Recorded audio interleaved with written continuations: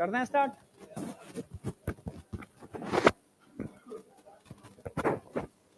चलो हाँ बोल। अभी नहीं भेजे बैच वन में, उन्होंने ऐड ही नहीं कर रखा है, पता नहीं कि मैं ढूंढ रहा था बैच वन, तो 2 और 3 में ऐड कर रखा है, तो 2 3 में भेज दिया मैंने। फिर लास्ट में मैंने एक मंथन का एक नॉर्मल भी एक ग्रुप बना हुआ है, उस पर भी डाल दिया फिर मैंने, कहीं कम से कम बच्चे को वहां से तो मिल जाएगा। अब वन में ऐड करवाता हूँ अपने को। मैंने क्वेश्चन भेज दिए हैं, तो उसमें एक क्वेश्चन है जिसमें टेस्टिस का टेम्परेचर फ़ारेनहाइट में दे रखा है, छप गया है वो डिग्री सेल्सियस में है, समझ गए? कहाँ है? तुम्हारे बैच में नहीं, मैं ऐड हूं अभी। मैं 2 वाले में ढूंढ, पहले वन ही ढूंढ रहा था, 2 में डाल दिए हैं मैंने। एक कॉमन बना हुआ है ना मंथन का, उसमें भी डाल दिए हैं मैंने, और एक जो ऑनलाइन वाला बना हुआ है बड़ा वाला, उसमें भी डाल दिए हैं मैंने, अपने वाले पे भी डाल दिए हैं मैंने, सब पे डाल दिए हैं। कहीं ना कहीं तुम्हें मिल जाएगा, ठीक है? और शाम को 2 शीट और डालूंगा, टोटल 200 प्लस क्वेश्चन हो जाएंगे। ऐसे ही टोटल आपको हर चैप्टर के 200 क्वेश्चन मिलते जाएंगे, ठीक है? क्लियर है क्या? तुम्हारे वाले बैच में नहीं डाल पाया हूं, 2 में 3 में, हाँ उस पे है, उस पे है। चालू कर रहे हैं बेटा, आवाज नहीं आ रही क्या? हेलो हेलो, हाँ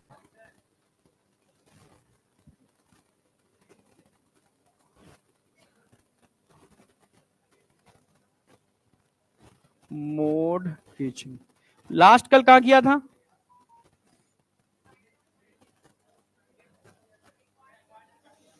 एक्वायर्ड स्टार्ट होगा, यस। तो कल हमने बात की थी यार, इम्यूनिटी है क्या? What is immunity? बॉडी की एबिलिटी, होस्ट की एबिलिटी, क्या एबिलिटी?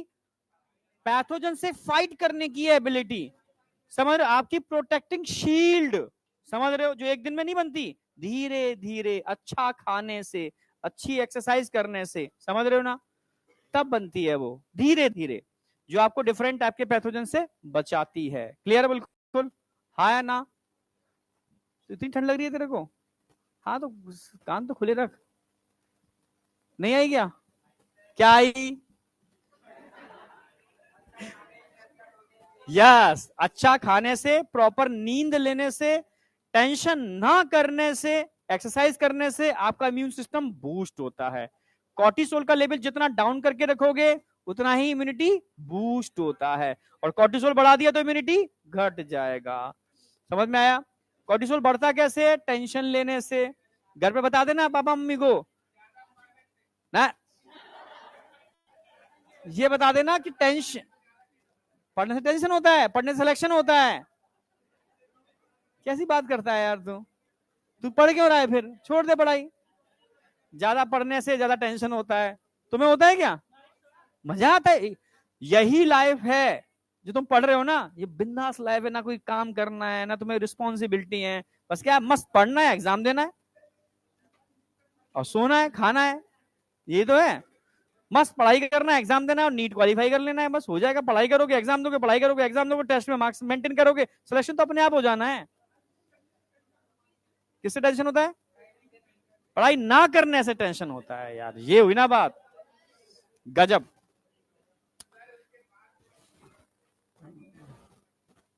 हर टीचर कौन पढ़ता है वो सिलेक्शन दे देगा इस बार।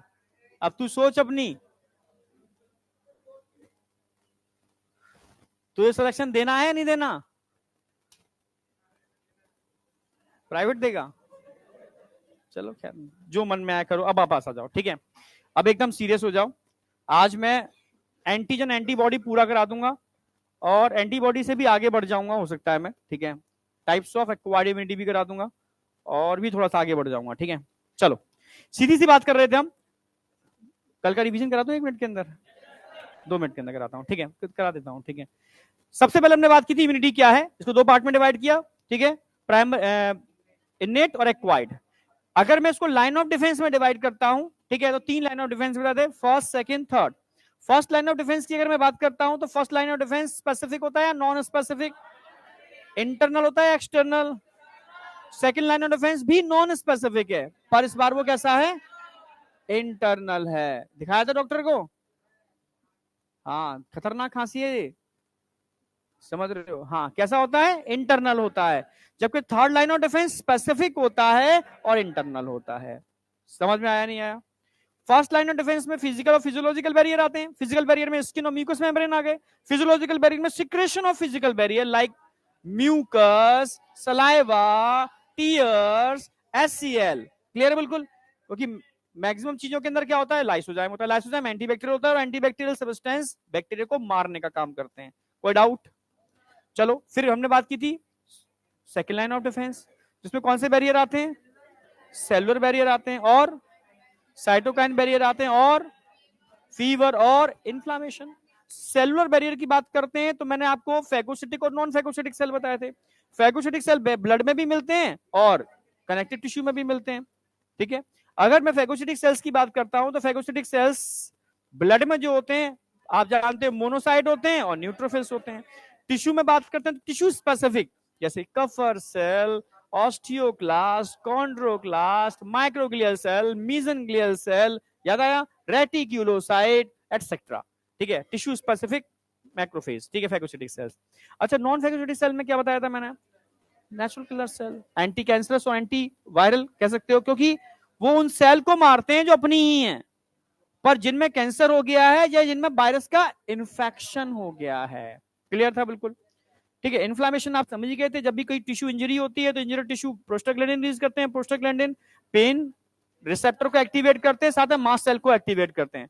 मास्ट सेल हिस्टामिन रिलीज करते हैं। हिस्टामिन वेसोडाइलेटर होता है, वेसल्स का डायलेशन होने से ब्लड का फ्लो बढ़ जाता है, रेडनेस आ जाती है और फ्लूइड का एक्यूमुलेशन हो जाता है, स्वेलिंग हो जाती है। और उसी मौके का फायदा उठा के डब्ल्यूबीसी धीरे धीरे बाहर निकलना चालू कर देते हैं और अमीबोटल मूवमेंट करते हुए कहां जाते हैं? Site of infection. इसको क्या बोलते हैं?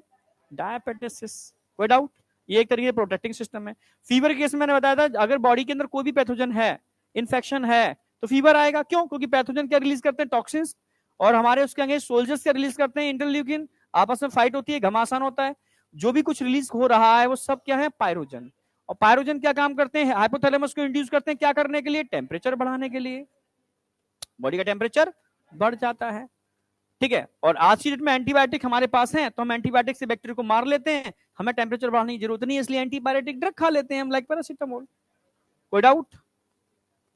कोई डाउट? लास्ट में हमने साइटोकाइंस की बात की थी। साइटोकाइंस काफी इंपॉर्टेंट थे, क्वेश्चन आने की प्रोबेबिलिटी है। साइटोकाइंस इम्यून सेल मैसेंजर्स होते हैं। ये दो प्रकार के हो सकते हैं, इंटरल्यूकिन और इंटरफेरॉन। अगर मैं इंटरल्यूकिन की बात करता हूं तो आप एमबीबीएस में पढ़ोगे इनका पूरा क्लासिफिकेशन, बहुत तगड़ा पूरा चैप्टर ही इंटरल्यूकिन का। इंटरफेरॉन की बात करता हूं तो यहां थोड़ा सा हिंट दे रखा है एनसीईआरटी ने। इंटरफेरॉन हमेशा कौन बनाता है? Virus infected cell. इंटरफेरॉन होते क्या है? Small protein. ठीक है, ये करते क्या है? ये उन सेल को प्रोटेक्ट करते हैं पर्टिकुलर वायरस से। ठीक है, जो अभी बॉडी में था, क्या करते हैं? उन सेल को स्टिमुलेट करते हैं एक खास टाइप के प्रोटीन को बनाने के लिए, जो ट्रांसलेशन इनहिबिटिंग प्रोटीन है, जो वायरल ट्रांसलेशन को इनहिबिट कर देगा, यानी उन सेल को उस वायरस के इन्फेक्शन से बचा लेगा। सिंपल। पर ये इंटरफेरॉन वायरस स्पेसिफिक नहीं होते। ठीक है, क्योंकि इन इंटरफेरॉन को हम और भी वायरस के ट्रीटमेंट में यूज कर सकते हैं, पर स्पीसीज स्पेसिफिक होते हैं। मतलब ह्यूमन के इंटरफेरॉन ह्यूमन के लिए यूज करोगे, कुत्ते गधे के इंटरफेरॉन यूज नहीं करोगे। आई या नहीं आई? कोई डाउट था यहां तक? यही लास्ट किया था। अब हम बात करते हैं, मतलब स्पीसीज स्पेसिफिक होंगे पर वायरस स्पेसिफिक नहीं होंगे, इसलिए तो हमने इसको इनेट में रखा है, एक्वायर्ड में रखते ना, स्पेसिफिक होते तो। समझ गए ना मेरी बात? अब हम बात करते हैं एक्वायर्ड इम्यूनिटी। एक्वायर्ड का मतलब है जो स्पेसिफिक है, जिसके पास मेमोरी है, क्योंकि बी और टी लिम्फोसाइट बेस्ड होती है ये, और बी और टी लिम्फोसाइट के पास मेमोरी सेल्स होते हैं। भाई आप आज की डेट में एक्वायर्ड इम्यूनिटी, आप वैक्सीन लगवाने जा रहे हो, क्यों लगवा रहे हो वैक्सीन? भाई फ्यूचर में आपको इन्फेक्शन ना हो इसलिए तो लगवा रहे हो, यानी मेरे बॉडी में उस पर्टिकुलर इन्फेक्टिव एजेंट की मेमोरी बन जाएगी, यानी टोटली मेमोरी बेस्ड होती है। तो मेमोरी इसका स्पेसिफिक फीचर है, क्योंकि इसमें स्पेसिफिसिटी होती है पैथोजन के लिए। पैथोजन स्पेसिफिक होते हैं और क्योंकि इसके पास मेमोरी होती है। क्लियर है बिल्कुल? और जहां स्पेसिफिक की बात है, जैसे मैं तुझसे, तेरे लिए कोई स्पेसिफिक चीज है, तू उस स्पेसिफिक यूज कर सकती है, इसके लिए कोई स्पेसिफिक चीज है, इसके लिए स्पेसिफिक चीज है। तुम सबके लिए कोई ना कोई स्पेसिफिक चीज होगी तो उसमें वेरिएशन तो होंगी ना, भिन्नताएं, डाइवर्सिटी होगी बहुत तगड़ी। यानी कॉमन चीज एक एक कॉमन वो सबके लिए नहीं हो सकती, सबके लिए अलग अलग टाइप की चीज है। ठीक है, समझ में आया? तो वो क्या होगी? उसमें डाइवर्सिटी बहुत ज्यादा होगी। भिन्नताएं ज्यादा होंगी, तो सबके लिए स्पेसिफिक है। आई या नहीं आई, कोई डाउट? पर जब भी मैं स्पेसिफिसिटी की बात करता हूं, डाइवर्सिटी की बात करता हूं, मेमोरी की बात करता हूं, समझना इनके पास एक खास बात होती है, अपने और पराये में भेद करना, यानी सेल्फ और नॉन सेल्फ को आइडेंटिफाई करना। ये पहचान लेती है ये शरीर का अपना है, शरीर का अपना नहीं है। अपना नहीं है मार दो, अपना है स्वीकार लो, नहीं आया क्या? ठीक है। अब जो अपना है उसके अगेंस्ट कोई रिस्पॉन्ड या रिस्पॉन्स नहीं देती, जो पराया है उसके अगेंस्ट रिस्पॉन्स करती हैं। और रिस्पॉन्स भी दो तरीके का कर सकती हैं, प्राइमरी और सेकेंडरी। जो बोर्ड में भी बहुत इंपॉर्टेंट था, तुम्हें याद हो, primary immune response, secondary immune response, 12th में दिया हो, नीट में क्वेश्चन आता है। इरेथ्रोब्लास्टोसिस फिटालिस में पढ़ा के चुका हूं, प्राइमरी सेकेंडरी इम्यून रिस्पॉन्स, याद आया? आज की डेट में जो भी बीमारियां फैल रही हैं, डॉक्टर एक टेस्ट जरूर लिखता है, सीरम का टेस्ट, उसमें आईजीएम आईजीजी चेक कराता है, ये प्राइमरी सेकेंडरी इम्यून रिस्पॉन्स ही तो है। मतलब आसपास तुम खूब देखोगे प्राइमरी सेकेंडरी इम्यून रिस्पॉन्स। उसमें मालूम पड़ता है कि कोई पैथोजन पहली बार आपकी बॉडी में एंटर किया है या दूसरी बार एंटर किया है। अगर कोई पैथोजन आपकी बॉडी में पहली बार एंटर किया है, उसके अगेंस्ट आईजीएम का लेवल बढ़ा हुआ है, तो प्राइमरी इम्यून रिस्पॉन्स। अगर कोई पैथोजन दूसरी बार आपकी बॉडी में एंटर किया है, सेम पैथोजन, तो बॉडी के अंदर आईजीजी बहुत ज्यादा बढ़ा हुआ होगा, ठीक है, it is called secondary immune response. अगर आपका सीरम का जो टेस्ट रिपोर्ट आ रही है उसमें देखोगे आप आईजीएम बढ़ा है, आईजीजी बढ़ा है, आप खुद ही एनालिसिस कर लोगे कि प्राइमरी इम्यून रिस्पॉन्स है आपकी बॉडी का, सेकेंडरी इम्यून रिस्पॉन्स है। कोई भी डॉक्टर लिखता है, सीरोलॉजिकल टेस्ट लिखता है डॉक्टर, ठीक है। तो यहां अभी मैं इसको स्टार्ट करने वाला हूं, करूं स्टार्ट? तो अब आ जाओ, सबसे पहले एक्वायर्ड इम्यूनिटी का जो बेसिक प्रॉपर्टी है वो देख लो एक बार। मैंने बताया पैथोजन स्पेसिफिक होती है, कोई डाउट नहीं होगा। अभी बताया मेमोरी बेस्ड होती है, इसमें कोई डाउट नहीं होगा। 4 मेन प्रॉपर्टी है, इस पर क्वेश्चन आता है, क्योंकि स्पेसिफिक है तो डाइवर्सिटी तो होगी ना, इसके अंदर स्पेसिफिक है और मेमोरी तो होगी। और डिस्क्रिमिनेशन बिटवीन, किसके बीच में डिस्क्रिमिनेट कर लेती है? सेल्फ और नॉन सेल्फ।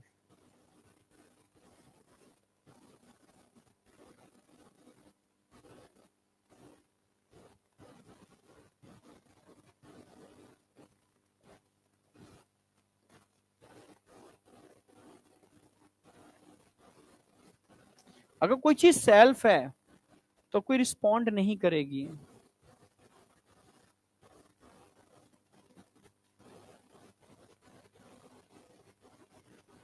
हाँ, सेल्फ नहीं है तो रिस्पॉन्स देगी। ये रिस्पॉन्स दो टाइप का हो सकता है, प्राइमरी और सेकेंडरी। प्राइमरी इम्यून, कल मुझे तब यहां एंटर करेगा जब तू डॉक्टर को दिखा के आएगा। हाथ में प्रिस्क्रिप्शन का पर्चा लेके आना है, मैं चेक करूंगा, अगर प्रिस्क्रिप्शन नहीं हुआ तो वहीं से बाहर भगा दूंगा। तू खुद तो जाएगा ही, उसको बर्बाद कर देगा, उसको बर्बाद कर देगा, उसको बर्बाद कर देगा, उसको सबको बर्बाद कर देगा। वो पूरी रो तो जाएगी ही जाएगी। समझ में आया नहीं आया? ठीक है, कल बैठ जा, मुझे कोई दिक्कत नहीं है, पर हाथ में प्रिस्क्रिप्शन होना चाहिए, डॉक्टर का पर्चा होना चाहिए। क्या? मुझे डॉक्टर का प्रिस्क्रिप्शन चाहिए। कफ सिरप से कुछ नहीं होगा।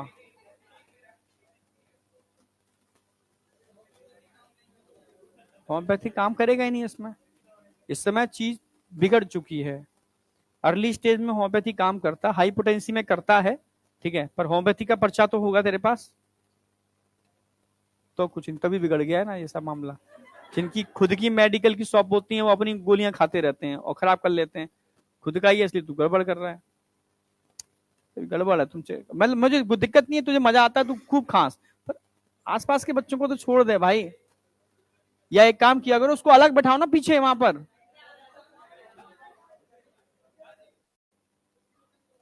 समझ में आया?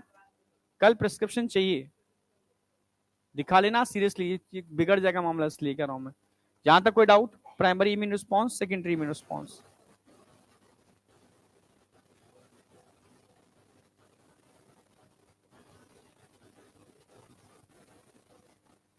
यहां तक कोई डाउट?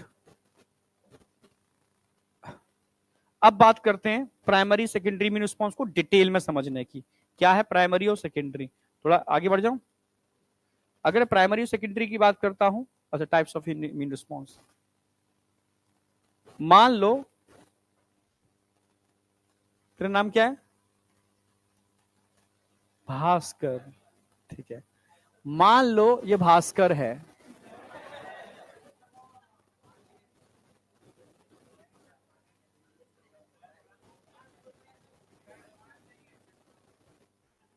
कोई नहीं, हम टकला कर देंगे भास्कर को। एक भी बाल नहीं है? छोटे छोटे तो है ना।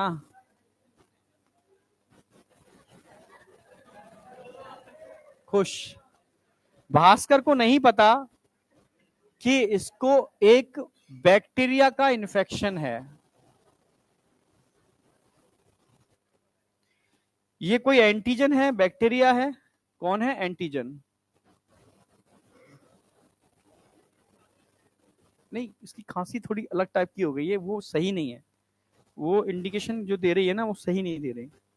इसलिए मैं कह रहा हूँ, इसके लिए भी कह रहा हूँ और आसपास के बच्चों के लिए भी कह रहा हूँ, ठीक है, थोड़ा दिखा ले, ठीक है ना। और सुधांशु सर से पूछना, कोई थ्रॉट का डॉक्टर आसपास ही है, यहीं पर ही आसपास। उन्होंने कहा है सर टेस्टेड है, अच्छा है, मतलब उनको सबको फायदा हुआ है, दिखा लो। फीस भी बहुत ज्यादा नहीं है उसकी, ठीक है, कम फीस है, तो दिखा लो। नहीं, मुझे नहीं जानता, मैं दिखाने गया नहीं हूँ। ये लोग गए हैं, सुधांशु सर और बीएन राय सर, ठीक है। तो अब मैं पता नहीं यहीं आसपास बताया, मुझे बता रहे थे, तो मैं तो यहाँ नहीं दिखवाया, तो कोर्ट वहीं आके दिखाया मैंने गुड़गांव में, ठीक है। तो तुम दिखा लेना। एंटीजन की बात चल रही है, तो एंटीजन कोई भी फॉरेन पार्टिकल हो सकता है, ठीक है। अगर ये बॉडी के अंदर पहली बार एंटर करेगा, जो भास्कर के अंदर कर चुका है, समझ में आया? तो जब बॉडी से एनकाउंटर, कोई भी चीज एनकाउंटर, भाई चोर किसी जगह घुसता है तो पुलिस उसका क्या करती है? एनकाउंटर करती है। तो बस यहां पहला एनकाउंटर होगा।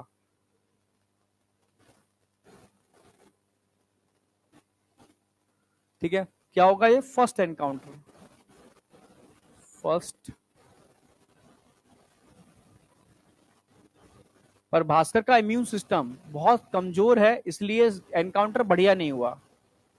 समझना, एनकाउंटर बढ़िया नहीं हुआ, क्योंकि एनकाउंटर करने वाले ब्लड में मिलने वाले खास सेल होते हैं, इनको बी लिम्फोसाइट बोलते हैं। क्या बोलते हैं? B lymphocyte. इनकी सरफेस पर एंटीबॉडी होते हैं, वो इस एंटीजन से इंटरेक्ट करते हैं, और तब जाकर के ये बी लिम्फोसाइट दो पार्ट में डिवाइड होते हैं। कितने पार्ट में डिवाइड होते हैं? दो पार्ट में। सेल डिवीजन होगा और बी लिम्फोसाइट आके डिवाइड कर जाएंगे। क्या होगा? Cell division. सेल डिवीजन होगा, दो पार्ट में डिवाइड कर जाएंगे। एक को हम बोलेंगे मेमोरी सेल, तो एक को बोलेंगे हम प्लाज्मा सेल। मेमोरी सेल्स, तो एक को क्या बोलेंगे? Plasma cells. मेमोरी सेल्स और प्लाज्मा सेल्स। अब पानी की बोतल नहीं है? मेमोरी सेल्स और प्लाज्मा सेल्स। अगर मैं प्लाज्मा सेल्स की बात करता हूं, तो प्लाज्मा सेल क्या काम करते हैं? Formation of antibody, formation of anti body. बहुत सही, ठीक है। तो इसको बोलते हैं हम क्या? फर्स्ट या primary immune response. Primary immune. अब बताओ, समझ में आया नहीं आया? कोई भी एंटीजन जब पहली बार बॉडी में एंटर करता है, फर्स्ट टाइम, समझना, फर्स्ट टाइम, फर्स्ट एनकाउंटर है, ठीक है, और ब्लड में मिलने वाले लिम्फोसाइट, बी लिम्फोसाइट से इंटरेक्ट करते हैं, तब मेमोरी और प्लाज्मा सेल बनते हैं। समझ रहे हो सकता है आप बीमार भी पड़ जाओ अगर ये एनकाउंटर बड़ा खतरनाक हो, ये चोर बड़े दुष्ट हो, ठीक है, तो आपके पुलिस को चकमा दे देंगे, यानी आपके डिफेंस सिस्टम को, और अंदर बिगाड़ देंगे, जैसे भास्कर का बिगड़ा हुआ है। समझ में आ गया?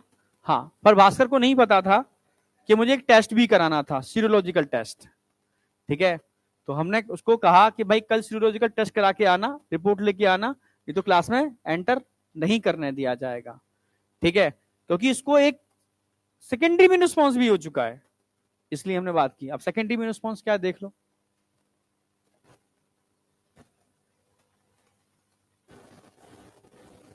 जब मैंने गुड़गांव में दिखाया तब मुझे पता चला कि कोरोना फिर से फैल रहा है।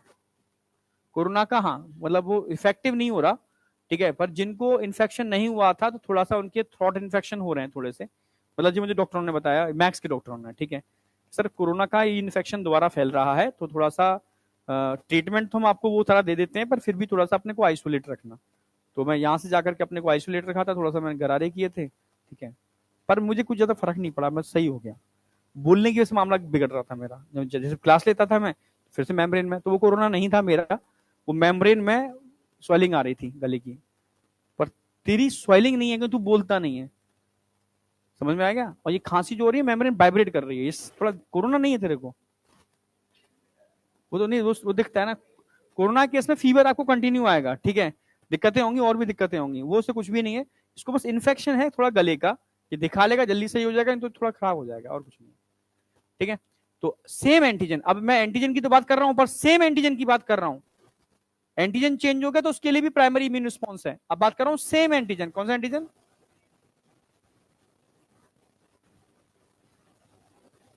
जब सेम एंटीजन दूसरी बार आपकी बॉडी में एंटर करने की कोशिश कर रहा है, पहली बार नहीं दूसरी बार, वही एंटीजन, तब क्या होगा भाई? पहली बार जब एंटीजन एंटर किया था तो फॉर्मेशन ऑफ एंटीबॉडी जिसके अंदर आई जी एम थोड़े से ज्यादा थे और अर्ली बन जाते हैं कंपेरेटिव आई जी जी, पर दोनों ही कम होते हैं लो इंटेंसिटी के साथ, ठीक है। पर अगर सॉरी, अगर अगर सेकेंड एनकाउंटर होता है तो इस बार मेमोरी सेल इसमें इन्वॉल्व होंगे। कौन से सेल? Memory sales. पहली बार बी लिम्फोसाइट थे, मेमोरी सेल इन्वॉल्व होंगे और वो सेल डिवीजन नहीं करेंगे, डायरेक्टली फॉर्मेशन ऑफ क्या करेंगे? Antibody, right.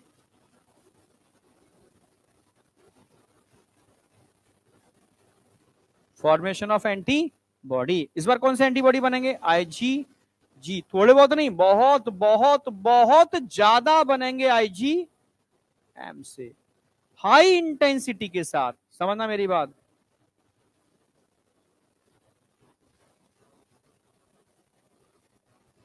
हाई इंटेंसिटी के साथ बनेंगे, समझे या नहीं समझे? कोई डाउट? क्लियर है एकदम? तो प्राइमरी और सेकेंडरी इम्यून रिस्पॉन्स में समझ में आ गया होगा, इसको हम क्या बोलेंगे? Second encounter. क्या बोलेंगे इसको? सेकेंड एन, और क्या बोलेंगे इसको? Secondary immune response. आप बताओ यहां तक कोई डाउट?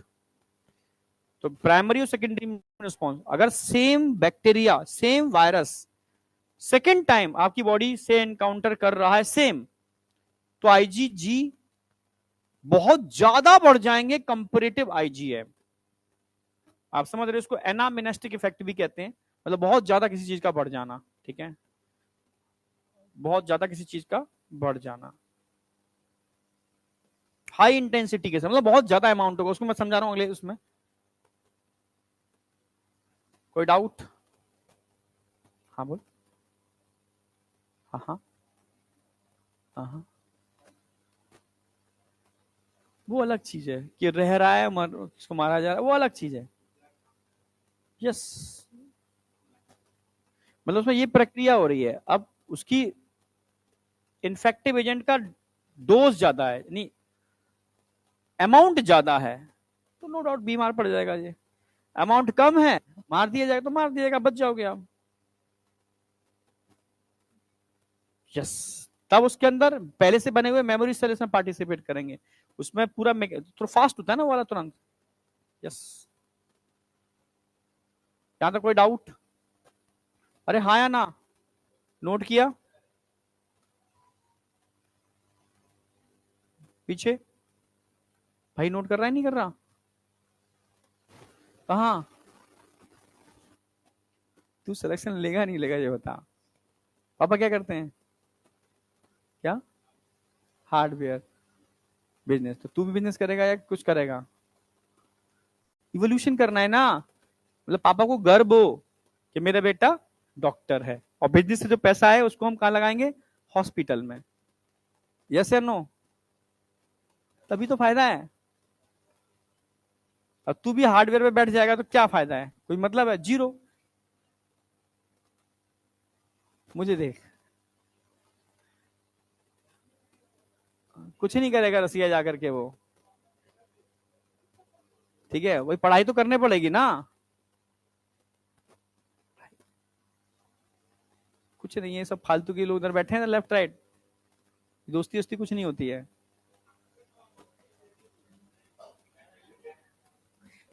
तब भी क्या करेगा अपना, तो उसको देखो, इज्जत तब मिलती है जब आप अपनी समाज में खुद जगह बनाते हो, तब सही रिस्पेक्ट मिलता है आपको। तुम समझते नहीं हो यार। हाँ बेटा, हो गया ना? कोई बच्चा कुछ पूछना है? हाँ, है, सुनो वो कुछ पूछ रहा है। हाँ,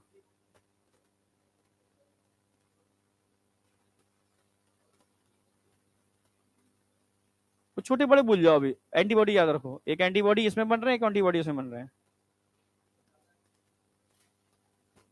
हाई इंटेंसिटी के साथ होगा ना, सही लिखा, हाई इंटेंसिटी के साथ होगा।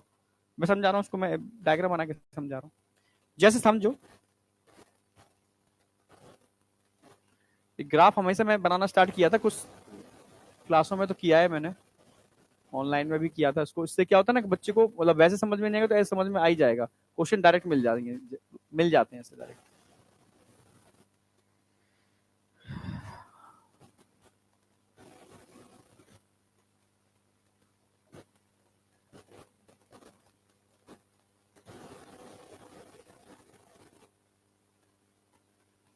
देखो, मान लो, माना कि ये पहला दिन है, ये 14वां दिन है, तो ये 28वां दिन होगा। 28 में 14 जोड़ो, 42 और 56। अब तक 56। पहला दिन first day, 14th day, 28 day, 40, 50, 56। ये हम टाइम की बात कर रहे हैं, और ये हम परसेंटेज ऑफ एंटीबॉडी की बात कर रहे हैं।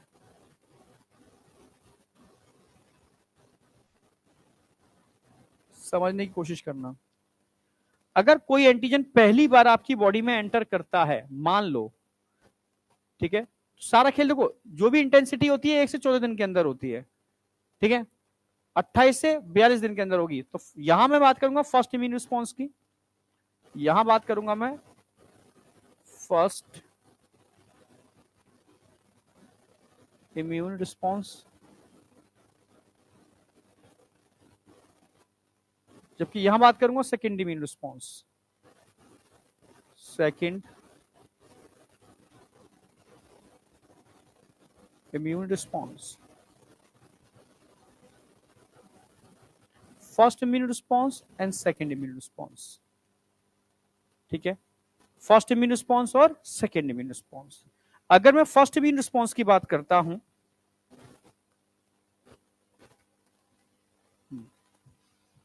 तो पहली बार कोई बैक्टीरिया वायरस बॉडी में एंटर करेगा तो तेजी से आईजीएम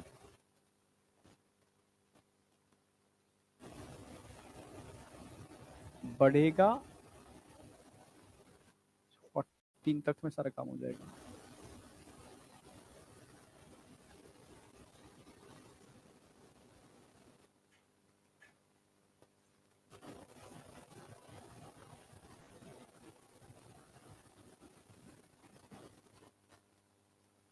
ठीक है, 14 ठीक है।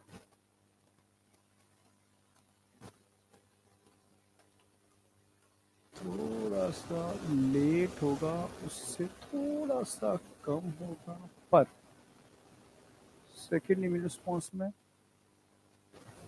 एनामिनेस्टिक इफेक्ट दिखाएगा। 14 के अंदर अंदर रखना इसको, फिर ठीक है। ये होगा IgG, ये होगा IgM। ये 28 डेज की साइकिल अलग है, ये 28 डेज की साइकिल अलग है। इसको प्राइमरी, इसको सेकेंडरी। ध्यान से देखोगे यहाँ इंटेंसिटी क्या है, कम है एंटीबॉडी की। यहाँ इंटेंसिटी कितनी है, बहुत ज्यादा है। नहीं आया क्या, हाई इंटेंसिटी। समझ गए ना मेरी बात, ज्यादा एंटीबॉडी बन रहे हैं, स्पेशली IgG। तो अगर प्राइमरी इम्यून रिस्पॉन्स की बात करता हूं तो यहां पर फर्स्ट एनकाउंटर होता है, क्या होगा, फर्स्ट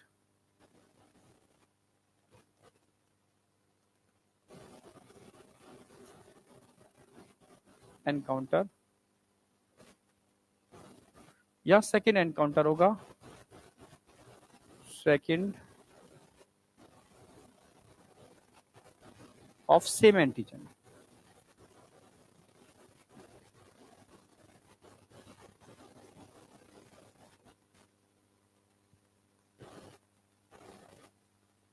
इसमें इन्वॉल्व होंगे कौन,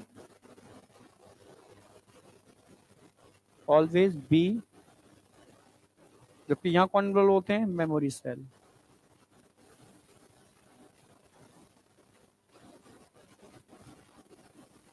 मेमोरी सेल्स।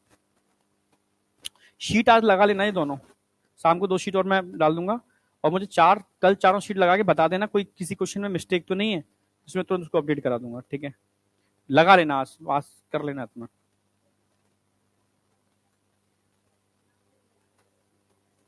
और यार देखो, फर्स्ट वाले बैच में नहीं है, सेकंड वाला और कॉमन बैच है उनमें डाल दिया, थर्ड में भी डाल दिया है मैंने। फर्स्ट में अभी मैं अपने को जोड़ लूंगा, फर्स्ट में मैं इसमें जोड़ा ही नहीं दूं, मुझे लग रहा है। हाँ, अभी एंटीबॉडी को डिटेल में इसके बाद एक्सप्लेन करने वाला हूं। अभी एंटीजन एंटीबॉडी पर भी आ रहा हूं, पर अभी एनकाउंटर समझो। अच्छा, ये लो इंटेंसिटी से होगा, हाई इंटेंसिटी से, जबकि यहां इंटेंसिटी कितनी है, बहुत ज्यादा है।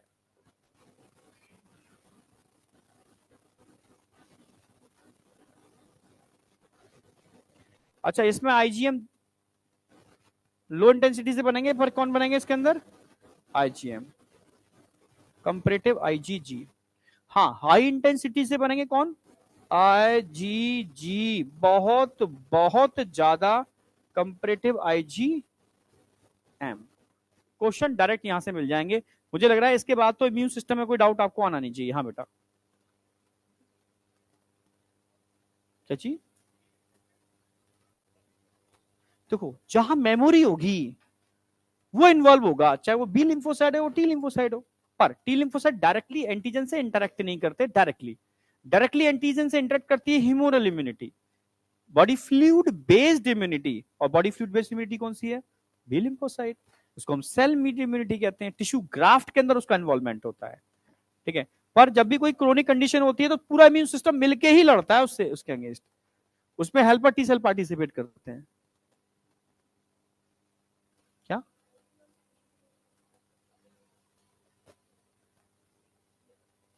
बी और टी, हाँ बिल्कुल। हाँ, जहां मेमोरी होगी उसका इन्वॉल्वमेंट होगा, सिंपल सी बात है। और मेमोरी दोनों के पास है, पहले फीचर बताया मैंने, मेमोरी, ठीक है। क्योंकि कोई भी पैथोजन आएगा तो उससे जो इंटरेक्शन होता है बॉडी फ्लूइड बेस्ड, तो उसमें कौन पार्टिसिपेट करेंगे, बी लिम्फोसाइट, क्योंकि बॉडी फ्लूइड में वही होते हैं। फिर सिग्नल जाएगा उनका, मतलब कंट्रोल नहीं कर पाएंगे, अगर बी लिम्फोसाइट उसको आइडेंटिफाई नहीं कर पाएंगे तो हेल्पर टी सेल के पास सिग्नल जाएगा। Helper T cell different type के इंटरल्यूकिन्स, तभी HIV, तुझे समझा रहा हूं मैं, HIV किसको टारगेट करता है, हेल्पर टी सेल को। और उसको टारगेट करने से पूरा इम्यून सिस्टम बर्बाद क्यों हो जाता है, क्योंकि helper T cell different type के इंटरल्यूकिन्स निकालने में कैपेबल होते हैं। और वो डिफरेंट टाइप के इंटरल्यूकिन्स निकालना चालू कर देते हैं। वो बी लिम्फोसाइट से भी कह सकते हैं, वो टी लिम्फोसाइट से भी कह सकते हैं, किलर सेल से, वो नेचुरल किलर सेल को भी सिग्नल भेज सकते हैं, वो पूरी बॉडी की इम्यूनिटी को एक्टिवेट कर सकते हैं। समझ रहे हो, क्योंकि उनके पास कंट्रोल पावर दे रखी है। समझ रहे हो, तो इसके अंदर दोनों ही इन्वॉल्व होंगे जिसके पास मेमोरी होगी। पर प्राइमरी इंटरेक्शन हमेशा बी लिम्फोसाइट से होता है, क्योंकि वो बॉडी फ्लूइड में होते हैं। और बॉडी फ्लूइड बेस्ड इम्यूनिटी एक कॉमन इम्यूनिटी है जो किसी भी पैथोजन से सबसे पहले इंटरेक्ट करती है। समझ रहे हो, और किसी पैथोजन को आइडेंटिफाई करने के लिए एंटीबॉडी ही पार्टिसिपेट करते हैं। जैसे मैंने बताया ना कि अभी ये आया तो बी लिम्फोसाइट की सरफेस पर अक्सर कर आईजीडी और आईजीएम एंटीबॉडी देखने को मिलते हैं जो एंटीजन को ट्रैप करते हैं, पकड़ लेते हैं। समझ में आया? तो इसलिए ह्यूमरल इम्यूनिटी मेनली पार्टिसिपेट करती है किसी भी एंटीजन को ट्रैप करने में, पकड़ने में। ठीक है, फिर आगे की प्रोसेस में तो पूरा इम्यून सिस्टम इन्वॉल्व होता है, पूरा इम्यून सिस्टम इन्वॉल्व होगा। समझ में आया नहीं आया?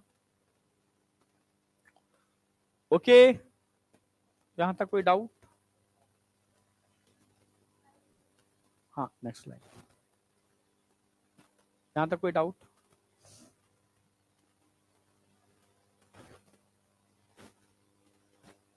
अच्छा, मैं ये कर देता हूं, B lymphocyte oblique T lymphocyte. समझ गया, तुम यहां कंफ्यूज हो गए होगे, पर दोनों की मेमोरी सेल होती हैं, वो यहां पर इन्वॉल्व होंगी। यहां टर्म मेमोरी सेल लगाओगे। हाँ,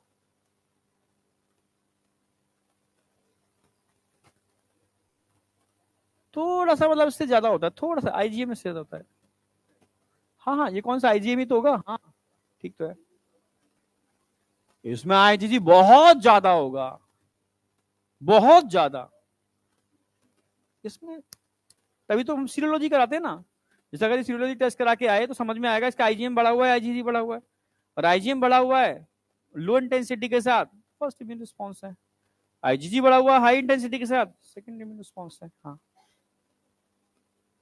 यस।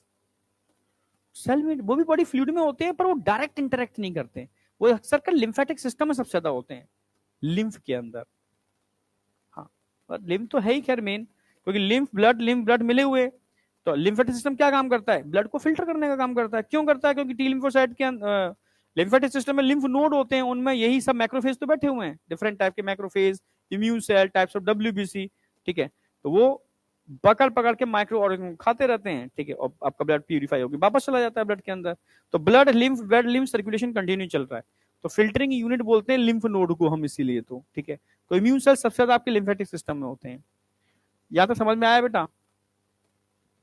आगे बढ़ रहा हूं। यानी ये समझ में आ गया कि जो प्राइमरी सेकेंडरी इम्यून रिस्पॉन्स है वो एंटीजन एंटीबॉडी इंटरेक्शन पर बेस्ड है, हाँ या ना? तो एंटीजन एंटीबॉडी होते क्या है? अब बात आ गई, व्हाट इज एंटीजन? एंटीजन का मतलब है एनी फॉरेन मॉलिक्यूल, कोई भी फॉरेन पार्टिकल जो हमारी बॉडी का नहीं है, फॉरेन फॉर बॉडी, बॉडी के लिए फॉरेन है, वो एंटीजन हो सकता है, पहली बात। ठीक है, बहुत बड़ी डेफिनेशन एनसीईआरटी में नहीं है, मैं इतना ही लिखा था, फॉरेन फॉर बॉडी। फिर एक 11th क्लास के बच्चे ने पूछा कि सर हम पॉक इंसुलिन, बीफ इंसुलिन तो देते हैं ना बॉडी को, वही तो, वो तो फॉरेन नहीं है, वो तो फॉरेन है, पर बॉडी एक्सेप्ट कर लेती है। तब फिर मैंने एक लाइन और जोड़ी इसके अंदर, ठीक है, मॉलिक्यूलर वेट कम से कम 10,000 डल्टन होना चाहिए। ये नोट्स एक दिन में नहीं बने, इन नोट्स को बनाने में 14-15 साल लगे हैं। ठीक है, और बनाने में पार्टिसिपेशन किसका था? बच्चों का। कौन से बच्चों का? क्रिएटिव बच्चों का, जो क्रिएटिव क्वेश्चन पूछते हैं। उसकी चीजें से, उसके हिसाब से चीजें फिर एड ऑन होती हैं, समझ रहे हो ना? तुम पूछते नहीं है कुछ भी, बुद्ध से बैठे रहते हो बस, बुद्ध समझते हो, स्टैच्यू। ठीक है, पर कोई दिक्कत नहीं है, सारे तुम्हारी जो जिज्ञा, क्योंकि पहले क्या था ना, पहले पेपर डिफाइन नहीं था कि यहीं से आएगा, समझ रहे हो ना, बहुत अनडिफाइंड था। तो इसके लिए बहुत बच्चों का, छोटे बच्चों का दिमाग तो होता ही है तेज, 11th क्लास के बच्चों का दिमाग सबसे ज्यादा तेज होता है, क्रिएटिव होता है, बिल्कुल सही। तो वही पूछने क्वेश्चन, ड्रॉपर वाला कभी क्वेश्चन नहीं पूछता, वो जानता बस एनसीईआरटी करा दो सर, बस बहुत है, समझ में आ जानी चाहिए, इतना है बस, और उससे ज्यादा ताम झाम नहीं है। चलो वापस आ जाए, करें स्टार्ट। तो मैं बात कर रहा था एंटीजन क्या है। तो पहला डेफिनेशन क्या लगाते थे? Foreign for body. दूसरा मैंने क्या एड ऑन किया? कम से कम मॉलिक्यूलर वेट 10,000 डाल्टन, इससे ज्यादा तो होना ही चाहिए, क्योंकि पॉक इंसुलिन, बीफ इंसुलिन सबका मॉलिक्यूलर वेट क्या होता है? कम होता है, इसलिए हमारी बॉडी के लिए वो एंटीजन की तरह बिहेव नहीं करते। या किसी फीमेल का आप ओवरी और यूट्रस अगर रिमूव करते हो तो उसको हार्मोनल थेरेपी दी जाती है, हार्मोनल प्रोटीन से मिलकर बने होते हैं, और फॉरेन पार्टिकल आप बॉडी में डाल रहे हो। ठीक है, तो वो एंटीजन की तरह बिहेव नहीं करते, क्यों? क्योंकि उनका मॉलिक्यूलर वेट बहुत कम होता है, हार्मोन का मॉलिक्यूलर वेट होता ही कम है, समझ रहे हो? तो बॉडी उसके लिए एंटीजन की तरह बिहेव नहीं करती। फिर तीसरी बात आती है, क्या मॉलिक्यूलर वेट और फॉरेन फॉर बॉडी सफिशिएंट है एंटीजेनिसिटी, एंटीजन के लिए? एंटीजन की डेफिनेशन नो, वो ऐसा भी एंटीजन हो कि एंटीबॉडी से उसका इंटरेक्शन परफेक्ट हो। नहीं आया क्या? जैसे यही आगे बैठा है, जैसे कोई नहीं, तमाचा नहीं मारूंगा, जैसे हम लोग मिले कि हाँ यार कैसा है, नहीं कोई दोस्त मिलते होंगे ना, हाथ, अब हाथ उठा, बस ऐसे ही बस मिला लिया, मतलब हाथ भी के जान ही नहीं है ना ऐसे, बस कुछ लोग होते हैं ना बस ऐसे मिला लेते हैं बस, हाँ ओके जैसे ऐसे। जान जान नहीं होगी, लड़के भी मिलाते हैं ऐसे। यस, तुम नहीं मिलाते एक अलग बात है, तुम देखना, वो डिपेंड करता है कि आप किससे हाथ मिला रहे हो, दोस्ती कितनी स्ट्रांग है आपकी। नहीं टल्लू लोग होते हैं ना, बस हाँ ठीक है यार, ठीक है ठीक है, नहीं आया क्या, जब कोई अपना मिलता है और यार क्या है, नहीं आया क्या, समझ में आया। तो ये डिपेंड करता है कि आपका इंटरेक्शन कितना मजबूत है, समझ रहे हो, और गले से भी लगा लेते हो और बस मस्त मजा, ये कर देंगे वो कर देंगे, तोड़ देंगे फोड़ देंगे, नहीं आया क्या। तो डिपेंड करता है कि आपका इंटरेक्शन कितना मजबूत है। अरे आई नहीं आई, आपका इंटरेक्शन कितना मजबूत है, आई। तो इसको कहते हैं कि एंटीजेनेसिटी, एंटीजन तो गया उस, तुम समझ कंसेप्ट समझो यार, एंटीजन तो गया पर उस एंटीजन ने इम्यून सिस्टम को किस तरीके से इंड्यूस किया, हल्का इंड्यूस किया कि तगड़ा इंड्यूस किया। अगर इंड्यूस तगड़ा किया है तो कहते हैं एंटीजेनेसिटी बहुत बेहतरीन है, यानी एंटीजन की एंटीबॉडी से बाइंडिंग एबिलिटी सुपर है। समझ में आया। अगर मैं इसको थोड़ा सा नहीं हाथ मिलाया तो भाई नहीं, जैसे मान ले, ठीक है एक बार और, ठीक है, कुछ पता चला आपकी इस बॉडी देखकर कोई हमने हैंड शेकिंग की, ठीक है, मान ले, ठीक है, अगर मैं इसका हाथ मिलाया तो लग रहा है ना हाथ मिला, ठीक है, थोड़ा सा आगे पीछे हुआ तो लगा क्यों, हाँ सर हाथ मिलाया, तो ये मतलब इतनी तेज एक्टिवेट हो गया कि इसने तुरंत डिवीजन करके क्या बना दिया, मेमोरी सेल बना दिए, समझना। तो इतना अच्छा इंटरेक्शन हो कि मेमोरी सेल भी बन जाए, और मेमोरी सेल अगर बन रहे हैं मतलब एंटीबॉडी बन रहे हैं, मतलब इम्यूनोग्लोबुलिन बन रहे हैं, और इम्यूनोग्लोबुलिन बनने का मतलब है इम्यूनोजेनेसिटी बहुत बेहतरीन है, समझना मेरी बात। तो 3 नहीं 4 प्रॉपर्टीज डिसाइड करती हैं एंटीजन को। पहला प्रॉपर्टी क्या है एंटीजन के लिए,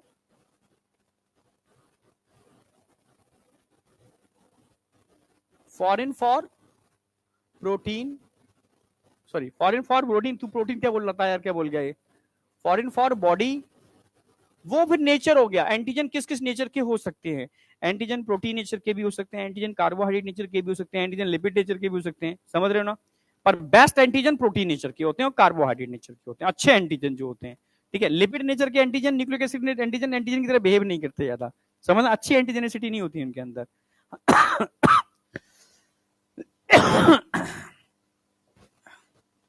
वो नेचर हो गया। अभी डेफिनेशन की बात कर रहा हूं मैं, तो फॉरेन फॉर बॉडी, दूसरा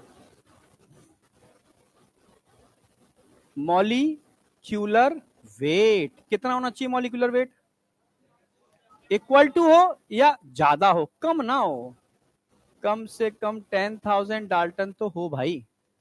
तीसरा, तीसरा एंटीजेनेसिटी, एंटीजेनेसिटी। चौथा इम्यूनो,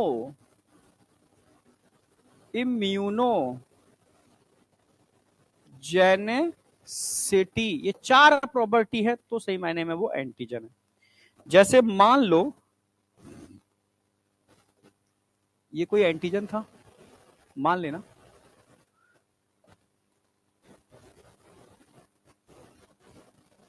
एंटीजन की सरफेस पे बहुत सारे टाइप के स्ट्रक्चर्स होते हैं, मान लो ये खास टाइप का स्ट्रक्चर, ये खास टाइप का स्ट्रक्चर, जो एंटीबॉडी से बाइंड कर सकते हैं, ठीक है, इनको हम क्या बोलते हैं, एपिटोप्स।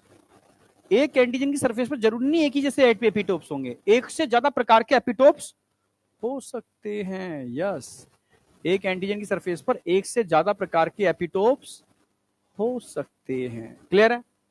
तो एंटीजन की सरफेस पर कुछ ऐसी चीजें होती हैं जो एंटीबॉडी से बाइंड करती हैं, एंटीबॉडी बाइंडिंग सरफेस होती हैं, इनको क्या बोलते हैं, एपिटोप्स। मान लो बी लिम्फोसाइट है, और बी लिम्फोसाइट से कौन जोड़ा होगा, एंटी बॉडी,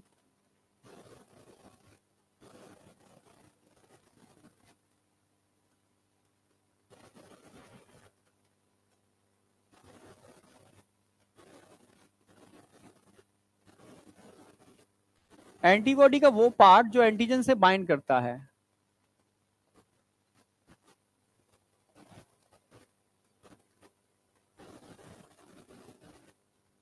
एंटीबॉडी का वो पार्ट जो एंटीजन से बाइंड करता है।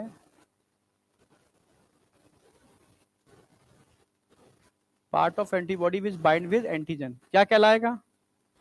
पैराटोप्स। बहुत सही, पैराटोप्स। एपिटोप्स और पैराटोप्स बोल रहा हूं मैं, ठीक है, समझना। ये सब जो नजर आ रहे हैं ये क्या है?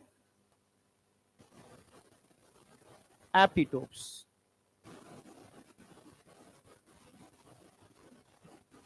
एपिटोप्स क्या होते हैं?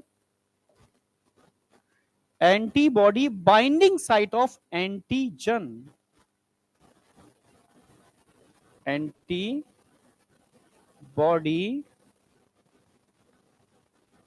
Binding site of antigen.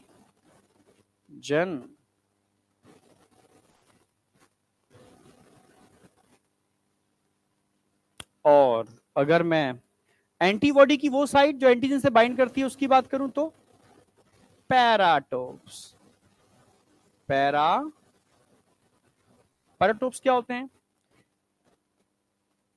Yes, antigen binding sites of antibody. Antigen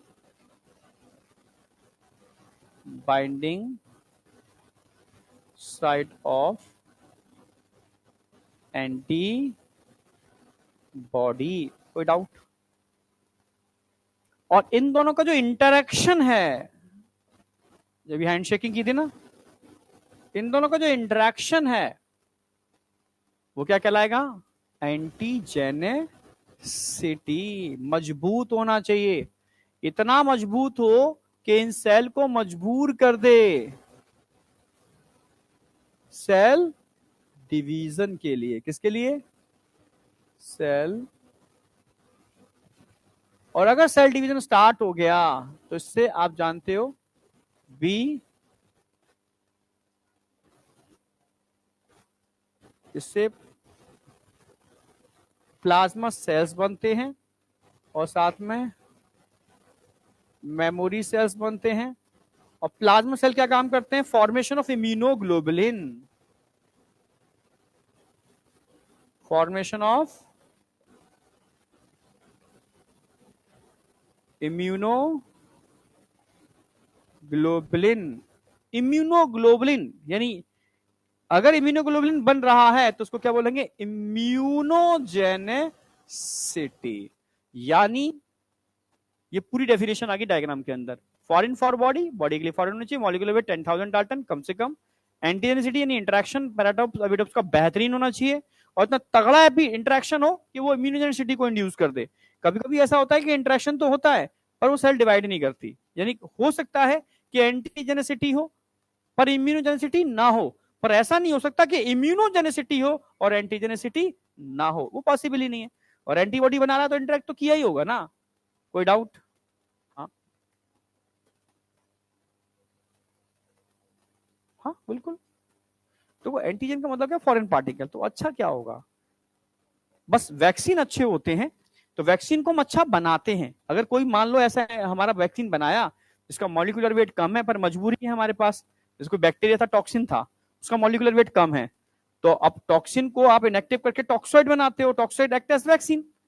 तो पर मॉलिक्यूलर वेट कम है तो आप तो मजबूरी है कि आप क्या करोगे? उन टॉक्सॉइड के संग एडज्यूवेंट जोड़ोगे। समझ रहे हो? एडज्यूवेंट जोड़कर वो टॉक्सॉइड भारी भरकम हो जाते हैं तो मॉलिक्यूलर वेट क्या होगा? ज्यादा। अब वो आपके इम्यून सिस्टम को बढ़िया तरीके से इंड्यूस कर सकते हैं। तो बात बाकी केस में तो एंटीजन बकवास होते हैं हमारी बॉडी के लिए, जो नुकसान पहुंचाए तो बकवास है ना। फायदा एक ही चीज पहुंचाती है, वैक्सीन। वैक्सीन के केस में आपको एंटीजन को भारी भरकम बनाना पड़ता है एडज्यूवेंट जोड़ करके। हाँ, यहां तक कोई डाउट? ये होगी डेफिनेशन ऑफ एंटीजन। अब बात करेंगे डेफिनेशन ऑफ एंटीबॉडी। एंटीबॉडी किस नेचर के होते हैं? पर बता तो दो भाई। प्रोटीन होते हैं। ऑप्शन में आए लिपिड, ऑप्शन में आए ग्लाइकोप्रोटीन, ऑप्शन में आए प्रोटीन, ऑप्शन में आए न्यूक्लिक एसिड, तो क्या लिखोगे? ग्लाइकोप्रोटीन। ग्लाइकोप्रोटीन वाले हाथ उठाओ, प्रोटीन वाले हाथ उठाओ। भाई प्रोटीन तो दे रखा है ना, 4 पॉलीपेप्टाइड चेन, पर नीट में क्वेश्चन आया हुआ है ग्लाइकोप्रोटीन लगाना था, तो हाथ क्यों नहीं उठाए थे? कॉन्फिडेंस इतना कच्चा, अपने ऊपर शक, डाउट। पहले ग्लाइकोप्रोटीन से हाथ उठवाया था, ठीक है, फिर प्रोटीन से हाथ उठवाया। तुम बोले थे पर हाथ नहीं उठाए थे। हाँ, कॉन्फिडेंस चाहिए एकदम। किसी ने नहीं हाथ उठाया, बोले थे मुझे, तेरे में बोला नहीं, मैं बोले बहुत सारे लोग थे, इधर से भी आवाज आई थी, वो बोला था, ठीक है, पर हाथ नहीं उठाए। हाथ उठाना आपके कॉन्फिडेंस को दर्शाता है कि आप अंदर से कॉन्फिडेंट बोल रहे हो या तुक्का मार रहे हो, ठीक है, तो कॉन्फिडेंस से बोलो। आई या नहीं आई? आई या नहीं आई? अब नहीं आ रही है, पहले आ रही थी हाँ आई ना, हाँ। क्या चीज? प्लाज्मा? यस, जो इम्यूनोग्लोबुलिन बनाते हैं, इम्यूनोग्लोबुलिन एंटीबॉडी को बोलते हैं, ठीक है, हाँ। किसके पास? होता नहीं, कोई रखता थोड़ी ना है, जब इंड्यूस करते हैं तो बनाता है। यस, जब बाइंडिंग होती तो बनाता है। यस, कोई डाउट? हाँ, गामा ग्लोबुलिन। यस, एक्चुअली में gamma globulin is a glycoprotein, ठीक है, प्रोटीन है पर वो ग्लाइकोप्रोटीन है, क्योंकि कार्बोहाइड्रेट भी उसमें बाइंड होता है। कार्बोहाइड्रेट इसकी सोल्युबिलिटी के लिए, क्योंकि एंटीबॉडी कभी भी इनसॉल्युबल फॉर्म में ब्लड में फ्लोट नहीं करते, सोल्युबल फॉर्म में ब्लड में फ्लोट करते हैं। समझ में आया? और किसी भी प्रोटीन की सोल्युबिलिटी के लिए रिस्पॉन्सिबल ग्लाइकोसाइलेशन होता है। ग्लाइकोसाइलेशन का मतलब है attachment of carbohydrate with protein. तुमने अभी सेल मेम्ब्रेन पढ़ी होगी, याद हो, लिपिड के संग प्रोटीन थे, और प्रोटीन से कार्बोहाइड्रेट की स्प्रिंग्स जोड़ी होंगी बहुत सारी, ठीक है, ठीक है, it is the secondary tertiary structure of protein. तो वो क्या है? ग्लाइकोसाइलेशन। अगर किसी प्रोटीन का ग्लाइकोसाइलेशन हो रहा है तो उसकी सॉल्युबिलिटी के लिए रिक्वायर्ड होता है। समझ में आया? एंटीबॉडी हमेशा हमारी ब्लड में सॉल्युबल फॉर्म में होती है, इनसॉल्युबल फॉर्म में नहीं होती। यस, इसलिए इनको ग्लाइकोप्रोटीन नीट में पूछा गया है भाई, ठीक है। तो अगर मैं एंटीबॉडी की बात करूं तो एंटीबॉडी को हम और क्या बोल सकते हैं? इम्यूनो, ये भी आता है, क्वेश्चन मिलेगा। Immuno globulin, immuno globulin. अच्छा, पहले तो मैं एक काम करूंगा, मैं पहले तुम्हारी क्लास में दिया करूंगा, अपने 2-3 क्लासों में तुम थोड़ा क्वेश्चन लगा लिया करना। अगर एक आध क्वेश्चन मुझे लगता है तुम बता रहे हो आगे पीछे कुछ हो गया है कुछ, तो मुझे बता देना, मैं उसको अपडेट करा करके तब फिर मैं उन अननोन बच्चों को दूंगा जो जिनका मेरे से कोई कांटेक्ट नहीं है, वो तो परेशान हो जाएंगे बेचारे, ठीक है। तो तुमसे तुम बता दोगे सर ये, तो मैं अपडेट कर दूंगा उसको, पूछ भी लोगे मुझसे, ठीक है ना, ये सही है। तो आज शाम की शीट पहले तुम्हें दूंगा मैं, समझ रहे हो? भास्कर के लिए नहीं बोल रहा हूं मैं बैच 1-2, तुम सेकंड नंबर बैच में जुड़े हो क्या तुम लोग? कॉमन बैच में जुड़े हो? कॉमन बैच बड़ा वाला है, कॉमन है कोई बैच, उसमें जुड़े हो ना? क्या? मैं भी जुड़ जाता हूँ अभी, देख मैं हूं या नहीं। कोई मिला नहीं, बैच फर्स्ट नहीं मिला मुझे। फर्स्ट वाले में ना, उस पर तो मैं भेजता ही हूँ, उस पर भेजा तो है मैंने, हैं?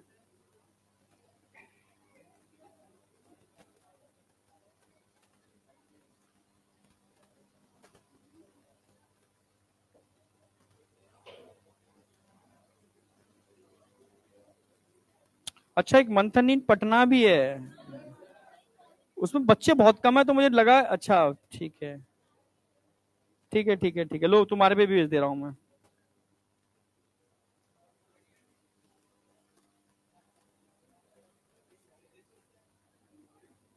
मुझे लगा कि मैं जुड़ा नहीं हूँ, फर्स्ट में आ गया, अरे आ गया।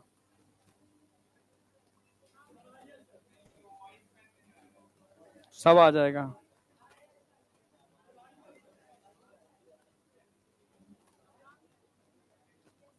अच्छा, मंथन नीट पटना भी है, ठीक है। कौन सा वाला? पटना वाला दो पे भेजे हैं, एक मंथन नीट पटना, एक मंथन नीट बैच 1। ठीक है, चलो आ गया, आ गया, ठीक है। हाँ, अब इसको मैं और बेटर करूंगा, अगले चैप्टर से ये और बहुत स्पेसिफिक होगा, इसमें और खतरनाक क्वेश्चन जोड़ेंगे, ठीक है। तो आज से मैंने स्टार्ट कर दिया है, ठीक है। अब इसको मैं थोड़ा सा और अच्छे लेवल पे लेके जा रहा हूँ। क्या बेटा? ये अकॉर्डिंग टू वाईटी चलेगा, ठीक है। वाईटी में से मैंने ह्यूमन रिप्रोडक्शन करा दिया तो उसका आ जाएगा, अगला रिप्रोडक्टिव हेल्थ करेंगे 200 क्वेश्चन उसके आ जाएंगे। 12 खत्म करते मैं सीधे 11 पे टर्न कर जाऊंगा, ठीक है। 11 और बायोटेक के तो क्वेश्चन बहुत अल्टीमेट लेवल के हैं, मजा आ जाएगा तुम्हें। क्या? अभी नहीं, बनवाना भी पड़ेगा ना, कुछ क्वेश्चन मेरे पास है, कुछ मैं बनवाता हूँ, कुछ फिर वो करेक्शन मुझे करने होते हैं, ठीक है। जैसे ये आज जल्दी जल्दी में डाला तो करेक्शन नहीं किया मैंने इसके अंदर, वो तुमसे पूछ करके तब मैं करके डालूंगा मैं। भाई क्या बोलते हैं एंटीबॉडी को? इम्यूनोग्लोबुलिन। सीधे बैठ जाओ एकदम, ठीक। इम्यूनोग्लोबुलिन। अगर मैं इम्यूनोग्लोबुलिन की बात करूं, इम्यूनोग्लोबुलिन का नेचर क्या होगा जरा बताओ? नेचर ग्लाइकोप्रोटीन होगा। क्या होगा? ग्लाइको। पहले मैं ये बहुत सारे लोगों से पूछता भी था, ग्लाइकोप्रोटीन का मतलब बताओ। ग्लाइकोप्रोटीन कोई नहीं बता पाता था, ठीक है। मतलब ग्लाइकोसाइलेशन का कंसेप्ट नहीं पता किसी को। So it is responsible solubility. तो ग्लाइको कार्बोहाइड्रेट, प्रोटीन आप जानते हो। भाई ग्लाइकोप्रोटीन में कितनी प्रोटीन होती है? 4 पॉलीपेप्टाइड चेन। कितने? 4 पॉलीपेप्टाइड्स। कितने पॉलीपेप्टाइड होते हैं? 4। इसको ऐसे लिख सकते हैं क्या? H2L2। दो हैवी चेन हो गए, दो लाइट चेन हो गए। एनसीईआरटी में दे रखा है, देखो, ठीक है। हैवी दो और लाइट दो। तो इन दो हैवी दो लाइट चेन को मैं ऐसे भी तो बोल सकता हूं, दो हैवी दो लाइट। दे रखा है हैवी लाइट। भाई बड़े वाले चेन है वो हैवी है, हल्के वाले छोटे छोटे चेन दे रखे हैं वो लाइट है, ठीक है। तो यहां पर 2 क्या होंगे? Heavy chain.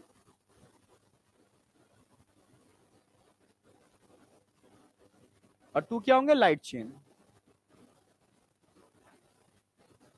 Light chain. तुमसे कहा जाए कि एंटीबॉडी का क्लासिफिकेशन हैवी चेन के बेस पर हुआ है, लाइट चेन के बेस पर? Heavy chain classification. 5 प्रकार के एंटीबॉडी होते हैं तो आप जानते हो ना भाई। IG, gamma, gamma, gamma heavy chain होते हैं। इसके अलावा अल्फा हैवी चेन होते हैं। इसके अलावा म्यू हैवी चेन होते हैं। इसके अलावा डेल्टा, डेल्टा हैवी चेन होते हैं। हैवी चेन के प्रकार हैं। एप्सिलॉन हैवी चेन का प्रकार है। तो ऐसे एंटीबॉडी जिनमें गामा हैवी चेन थे, क्या नाम दिया हमने? Immunoglobulin G. जिसमें अल्फा हैवी चेन थे, नाम क्या दिया? Immunoglobulin A. जिसमें म्यू थे, उनको क्या नाम दिया? Immunoglobulin M. Immunoglobulin D, immunoglobulin E. तो इम्यूनोग्लोबुलिन का क्लासिफिकेशन हैवी चेन के बेस पर हुआ है, लाइट चेन के बेस पर नहीं हुआ। हाँ, ये मैंने एक सीक्वेंस लिखी है क्योंकि नीट में क्वेश्चन आया हुआ है, सबसे ज्यादा कौन से होते हैं, सबसे कम कौन से, ये क्वेश्चन पूछा गया है। तो ये लगभग 80% के आसपास होते हैं। और आईजी एलर्जी के लिए रिस्पॉन्सिबल होते हैं, बहुत कम होते हैं, लेस देन 1%। बचा हुआ अगर मैं बात करूं, लगभग 10 से 15% के आसपास ये होते हैं। क्वेश्चन आया, पूछा नहीं गया। 5 से 10% के आसपास ये होंगे और लगभग 1% के आसपास ये होंगे।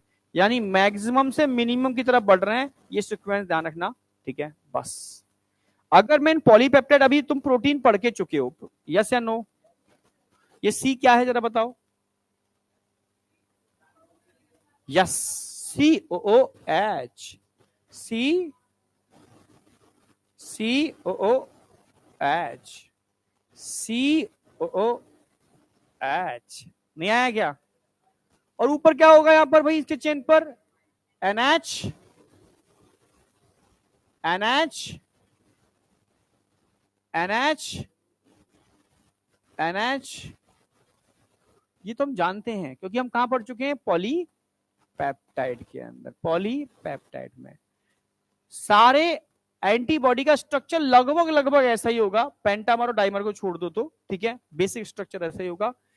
ठीक है, हर एंटीबॉडी के अंदर ध्यान रखना ये वेरिएबल रीजन होते हैं। कैसे रीजन होते हैं? वेरिएबल, ये वेरिएबल, ये वेरिएबल। पर नीचे वाले कैसे होते हैं? Constant, constant, constant, constant,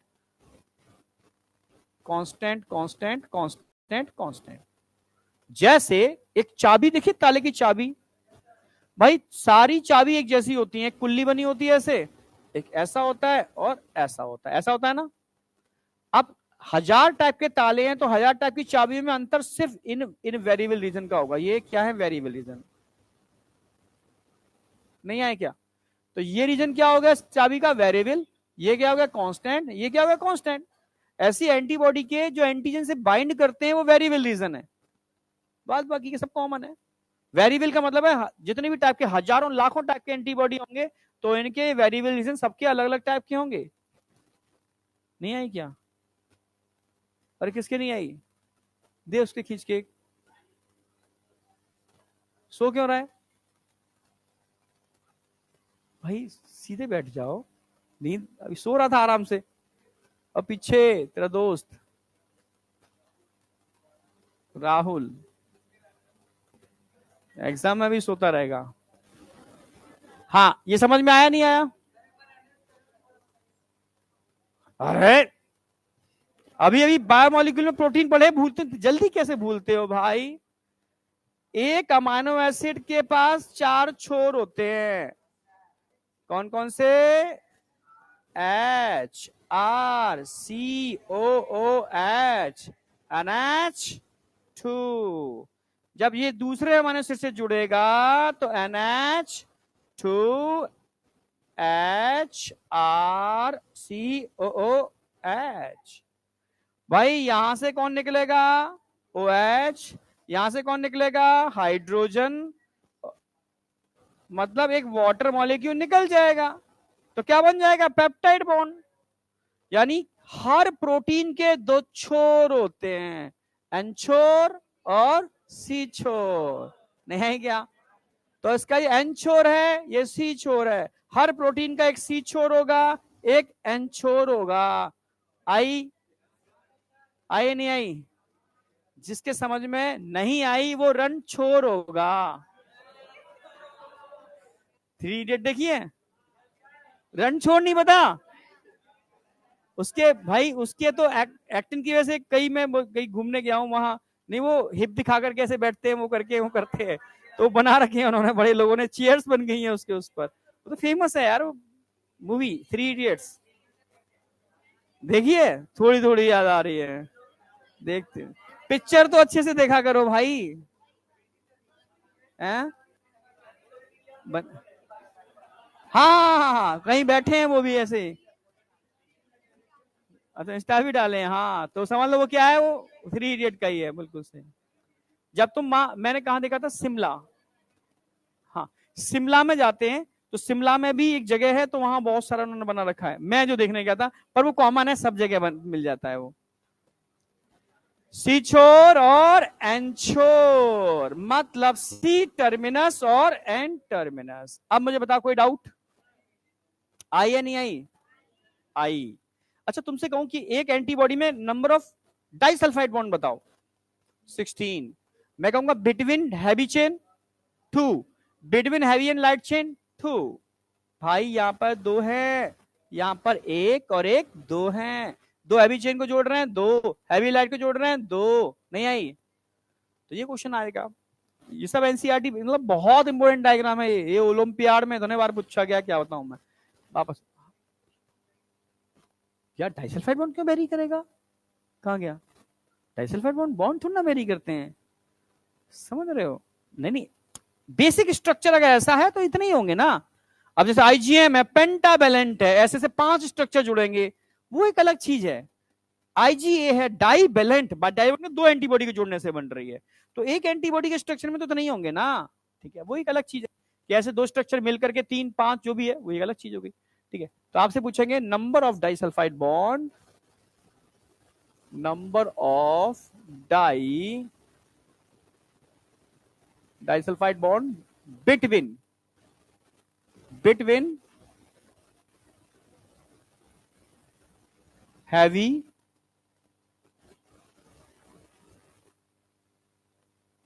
and heavy chain, जरा बताओ कितने होंगे? 16। 2, ये गधे हैं। Between heavy and light chain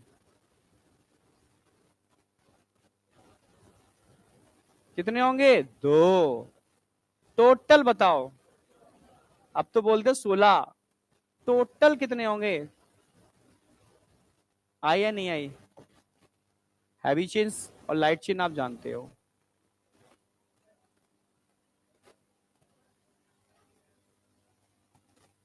ये टाइप्स ऑफ हैवी चेन है भाई, नाम है। लाइट चेन दो टाइप के होते हैं, लैम्डा, लैम्डा ये लिखना नहीं है, तुम लिख लोगे। लैम्डा, लैम्डा समझते हो ना? लैम्डा ऐसे, लैम्डा एंड कप्पा समझते हो? कप्पा, ये कहाँ पढ़ाई जाते हैं? लैम्डा कप्पा केमिस्ट्री में पढ़े होंगे ना? कहाँ पर?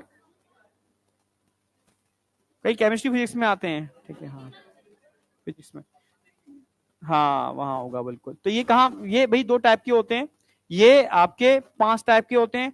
तो क्लासिफिकेशन हैवी चेन के बेस पर हुआ है, लाइट चेन के बेस पर नहीं हुआ। गुस्से में है क्या? तो सही, चलो हाँ,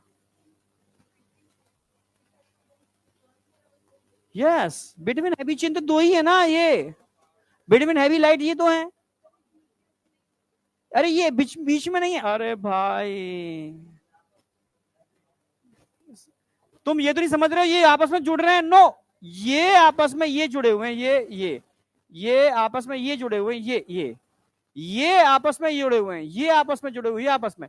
तो हैवी चेन के बीच में ये वाले हैं, नीचे वाले तो वो तो चेन के अंदर हैं। ठीक है, अब तो कोई डाउट नहीं,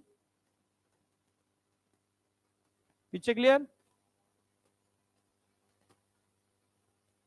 चलो हाँ, पूछना तो पूछो ना, तो आगे बढ़ रहा हूं। अब बात करेंगे types of anti body. Types of anti body, कितना टाइम होगा लगभग? 1 मिनट है ना, करा दूंगा मैं भाई, 5 मिनट तो तुम उधार दे देते हो मुझे। अगर एंटीबॉडी के टाइप्स की बात करते हैं, तो पिछली बार तो मैंने बहुत बड़ा क्लासिफिकेशन लिखा दिया है, जरूरत नहीं है, जितना मैं लिखा रहा हूं उतना लिखना, एक स्लाइड में सब खत्म कर दूंगा, उससे ज्यादा जरूरत नहीं है, क्योंकि एनसीईआरटी को थोड़ा फॉलो करेंगे हम लोग। अगर मैं टाइप्स की बात कर रहा हूं, किसकी बात कर रहा हूं? एक ही स्लाइड में सब आ जाएगा, टाइप्स। आईजी, सेम उसी ऑर्डर में लिखोगे जो लिखाया था मैंने, जी,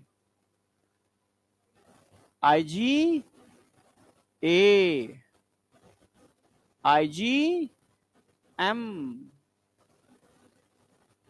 आईजी डी, और लास्ट आईजी ई। अच्छा, आईजी जी में कौन सी हैवी चेन होगी? Gamma, alpha, mu, delta, epsilon. Sorry, IgG कितना परसेंट होते हैं? ये सबसे कम, लेस देन 1%। बाद बाकी के याद कर लो तो ठीक है, नहीं तो कोई दिक्कत नहीं। 10 से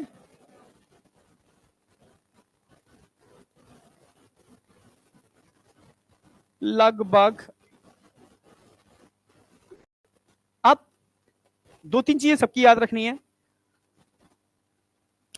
आईजीजी प्राइमरी इम्यून रिस्पॉन्स से रिलेटेड है, सेकेंडरी इम्यून रिस्पॉन्स से?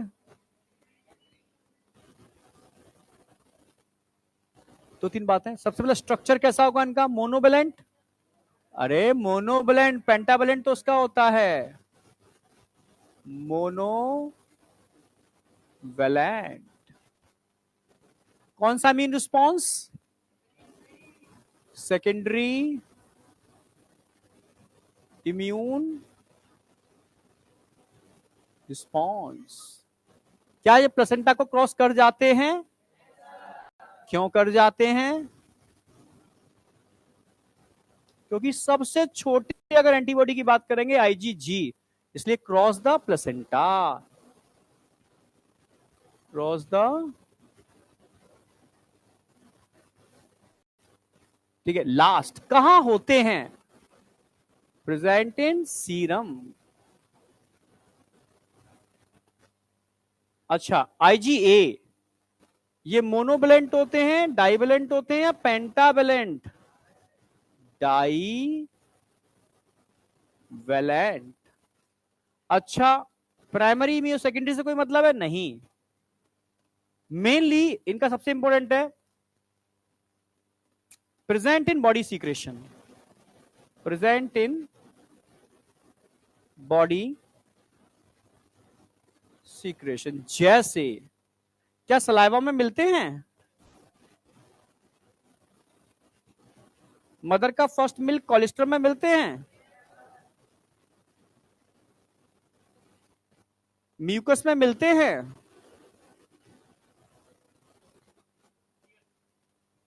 टीएस में इतने नहीं होते पर होते हैं, ठीक है। पर म्यूकस कोलेस्ट्रम सलाइवा में ज्यादा होते हैं। म्यूकस में एनसीईआरटी लिखती है फीटस के लिए पैसिव इम्यूनिटी, जानते हो पैसिव इम्यूनिटी मतलब फीटस को बनाने तो नहीं पड़ रहे हैं ना, डायरेक्टली कह रहे हैं कि मदर का फर्स्ट मिल्क चाइल्ड के लिए बहुत एसेंशियल होता है क्योंकि उसको पैसिव इम्यूनिटी प्रोवाइड करता है। तो मैं हिंट लिख रहा हूं, पैसिव इम्यूनिटी के लिए रिस्पॉन्सिबल होते हैं, ठीक है। चलो इतना ही लिखूंगी इसमें बस। अब आ जाओ, अब हम बात करेंगे आईजीएम, लार्जेस्ट एंटीबॉडी। कैसे होते हैं? क्योंकि पेंटावेलेंट होते हैं। कितने? पेंटावेलेंट, 5 भुजाओं से मिलके बनते हैं। जो मोनोवेलेंट है उसके पास कितने पैराटोप्स होते हैं? Number of paratopes 2। डाइवेलेंट के पास नंबर ऑफ पैराटोप्स 4। पेंटावेलेंट के बाद नंबर ऑफ पैराटोप्स 10। समझ जाना, ब्रैकेट में 1 2 लिख रहे हैं, पैराटोप्स लिख रहे हैं, ठीक है। तो शॉर्ट में लिख रहा हूं, एक स्लाइड में सब चीजें आ जाए, ठीक है। अच्छा, लार्जेस्ट है primary immune response, secondary immune response? अरे भाई प्राइमरी, प्राइमरी इम्यून रिस्पॉन्स। आ रही है ना सारी बातें? कहां मिलते हैं? Present on surface of B lymphocyte.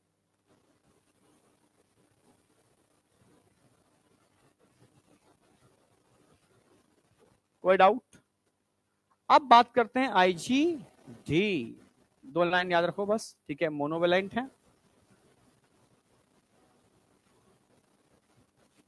Present on B lymphocyte, present on surface of B lymphocyte. IG में भी 2-3 पॉइंट याद रखने हैं। मोनो ही है पर रिस्पॉन्सिबल फॉर एलर्जी, ये क्वेश्चन आएगा बस। Responsible for allergy. अब बताओ, यहां तक कोई डाउट? इससे बाहर कुछ नहीं जाएगा, मोर देन सफिशिएंट। हाँ, आईजीएम फ्लूइड में मिलता है पर मेन इसकी सही जगह दिखाओ। सही जगह क्या है बॉडी फ्लूइड के अलावा? भाई बी लिम्फोसाइट बॉडी फ्लूइड में ही मिलते हैं, ठीक है। तो बॉडी फ्लूइड में बी लिम्फोसाइट की सरफेस पे मिलते हैं। बी लिम्फोसाइट की सरफेस पर आईजीएम और आईजीडी मिलते हैं। आईजीएम पेंटावेलेंट होते हैं तो तुरंत एंटीजन को क्या कर लेते हैं? पकड़ लेते हैं, ट्रैप कर लेते हैं आसानी से। बॉडी फ्लूइड में होंगे, सीरम में होंगे आईजीएम, पर बी लिम्फोसाइट की सरफेस पर भी इनकी पोजीशन है। सीरम में तो सब मिलते ही हैं भाई, एंटीबॉडी होते ही सीरम में है, ठीक है। बस जानो सीरम कंटेनिंग एंटीबॉडी, और मेनली आईजीएम आईजीजी तो होते ही हैं। सीरम लिख देता हूं मैं, कहां लिख दिया? आईजीएम कहां है? ये रहा, ठीक है। बॉडी सरफेस सीरम, सीरम लिख दिया। अब इतना लिख लो, खत्म। अब कल मैं स्टार्ट करूंगा types of immune acquired immunity, मतलब कल इम्यूनिटी भी खत्म हो जाएगा आपका, और शायद मैं communicable disease bacterial viral fungal, ठीक है, और प्रोटोजोन वाली खत्म करा दूंगा, ठीक है। प्रोटोजोआ के अंदर मलेरिया नहीं कराऊंगा कल मैं, वो परसों कराऊंगा, मलेरिया और ये, हाँ मलेरिया की लाइफ साइकिल पूरी की पूरी ये परसों कराऊंगा। और साथ में मैं परसों एड्स करा दूंगा, यानी या लगभग लगभग हो ही जाएगा चैप्टर, तो फिर यानी एक दिन और मिल रहा है हमें सैटरडे को, सैटरडे को कैंसर हो जाएगा क्या? हो सकता है कि 2-2 घंटे की क्लास में शायद हो सकता है कल, हाँ मतलब मैं पक्का नहीं कह रहा, मैं फिर भी एक क्लास का छोड़ूंगा क्योंकि अगले वीक में मुझे क्लास बच रही है, क्योंकि बायोटेक का एक चैप्टर कराना है मुझे, तो एक चैप्टर 6 क्लास में थोड़ी ना होगा, 5 में हो जाएगा, छोटा नहीं है। 4 क्लास तो फिर भी ऑनलाइन में लग गई है मेरी, नहीं 4 लगी हैं ऑनलाइन में, 4 लिए हैं हम, हाँ तुम्हारे में 2-2 घंटे मिल रहे हैं, कभी 4 में तो आसानी से करा ही दूंगा मैं, क्योंकि नया चैप्टर स्टार्ट करके मैं जाऊंगा ना अगर, तो गड़बड़ हो जाएगी वो, तो मैं उसमें रिवीजन या कुछ ना कुछ ये कराऊंगा, मतलब कुछ ना कुछ प्रैक्टिस कराऊंगा, हाँ नहीं एवोल्यूशन और वो साथ साथ हो जाएंगे, क्योंकि वो वाला 3 ही लेक्चर का है, तो उसमें हो सकता है फिर 2-2 घंटे के मिल जाएंगे, एवोल्यूशन क्लब हो जाए, एक हफ्ते में 2 चैप्टर हो सकते हैं। यहां तक कोई डाउट? जोर से बोलो एक बार, सीरम क्या पूछ रहे हो? सीरम क्या होता है ये पूछ रहे हो? वो कुछ पूछ रहा है, हाँ सीरम क्या होता है ये पूछ रहे हो?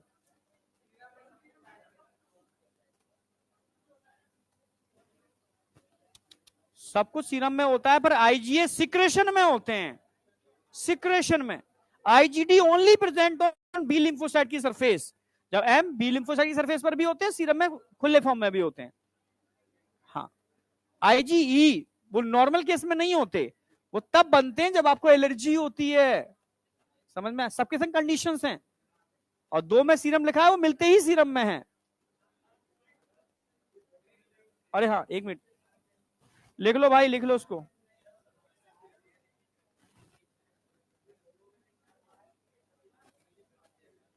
अरे जैसे तो मैं एक दिखा दूं पेंटावेलेंट, और एक डायग्राम बना रहा हूं मैं, अरे हटा नहीं रहा भाई,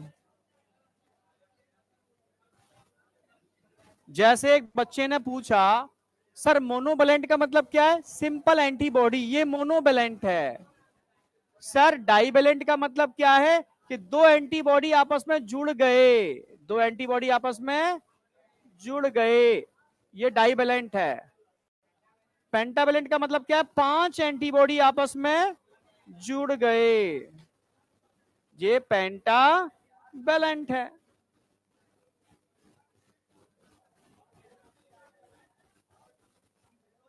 कोई डाउट? ये मोनोवेलेंट है, ये भी मोनोवेलेंट है। डाइवेलेंट में जे चेन मत जाओ, ये एमएससी की चीजें हैं। अब ये तुम्हारी मतलब की है ही नहीं, ये तो मैं अपने नोट नहीं, चोरों को पकड़ने के लिए कौन क्या चुरा रहा है देखने के लिए लिखता हूं मैं, बहुत सारी चीजें ऐसी ऐड भी कर देता हूं मैं, आउट ऑफ एनसीईआरटी, जो कहीं होती ही नहीं है, only concept. IG D only present on surface of B lymphocyte, खुले फॉर्म में नहीं होती हैं। खुले में दे रखा है, क्या दे रखा है? अच्छा एब्सेंट है, कोई नहीं, हमने उसको प्रेजेंट कर दिया है, क्योंकि दिमाग में डाउट तो आएगा कि सर आपने 4 बता दिए, डी क्यों छोड़ दी, एनसीईआरटी में नहीं है इसलिए छोड़ दी मैंने, नहीं है ऐसे कह के जाऊंगा मैं? बताओ भाई, पूरा बता के जाना पड़ेगा ना।